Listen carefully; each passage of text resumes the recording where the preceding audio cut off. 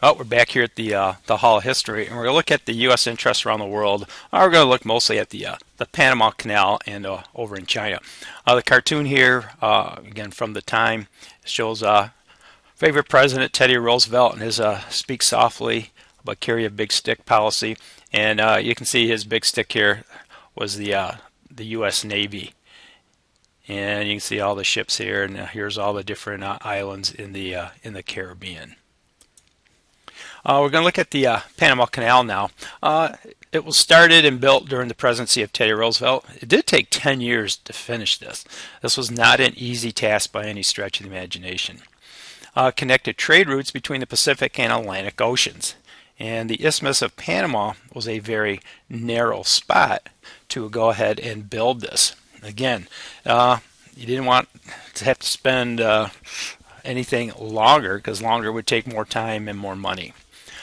It connected the trade routes between the Pacific and Atlantic Oceans, but more importantly, the U.S. Navy could quickly be deployed between the two oceans. Before this time, the U.S. Navy had to go all the way around South America to get from one ocean to the other. Here, you could cut the time, you could save fuel, and almost maybe more importantly, you could also save money. There's a couple of different routes, one being in Panama and the other one being Nicaragua. And Panama was decided the better choice, but Panama was also a province of Colombia. And that proved to be a little bit of a problem for the United States. But the U.S. did help the Panamanians to revolt against the province of Colombia. And with United States help, the Panamanians did achieve independence, but they also guaranteed a 10-mile wide canal zone under U.S. control. And this canal zone was under U.S. control, I believe, until the 1980s. I'll have to look at that. But that caused somewhat of friction later on in the years, especially with the Colombians, that we ended up paying, I think it was like 1921, we paid a whole bunch of money for Panama there. So the United States really made no friends as time went along, as being the interest in Central America there. Building canal was one of the world's greatest engineering feats.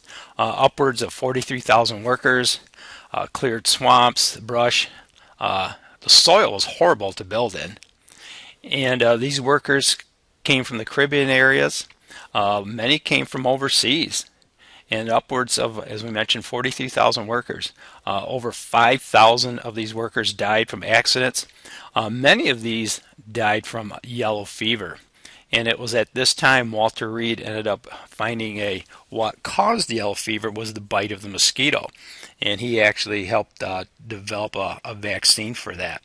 And Walter Reed Army Hospital near the D.C. area.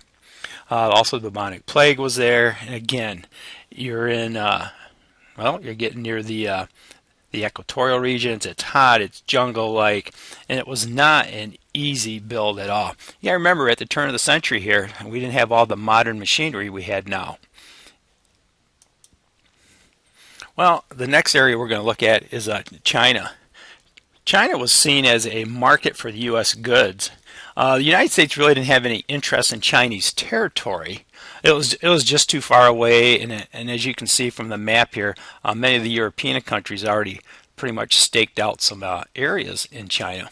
But the U.S. did want free access to the ports, and this should be to the Chinese ports here, not to U.S. ports.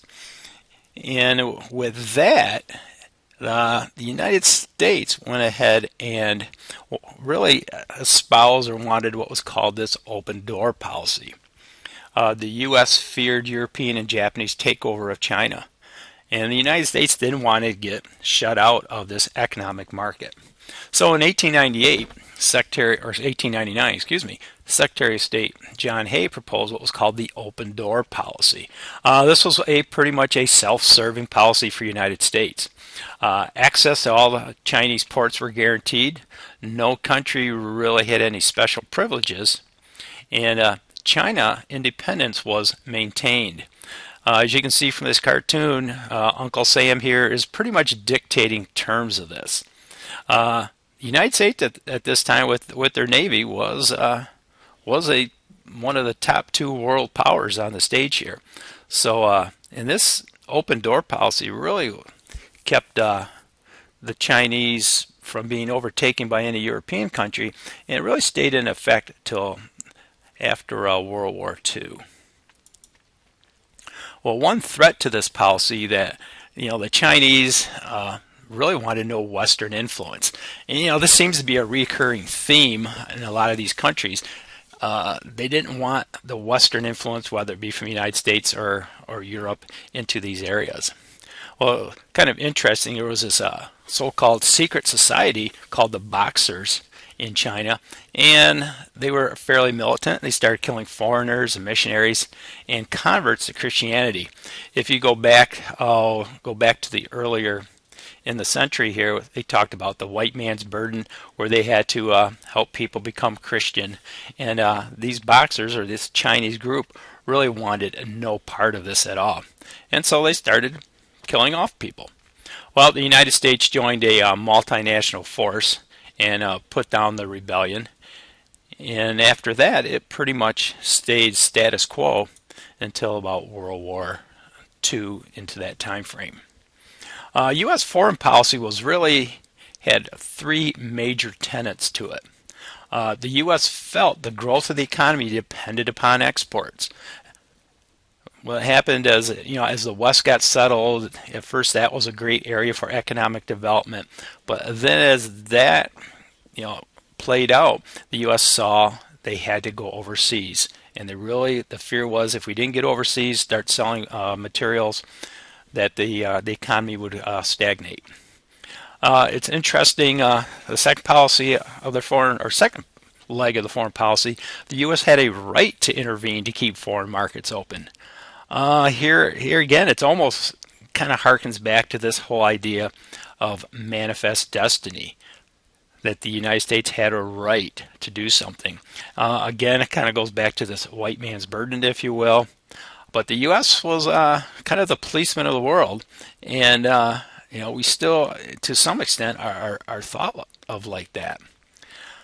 And the other third leg of this foreign policy, that closing of any type of area or any area around the world to U.S. products, to our citizens or ideas, threatened the U.S. survival. It's kind of interesting to note here that even the U.S. idea was considered superior to any other nationality. But you got to remember the time frame. We're looking at the turn of the century, and the United States was starting to flex its military, economic, and political muscle. And we thought at the time that we had the best idea on earth.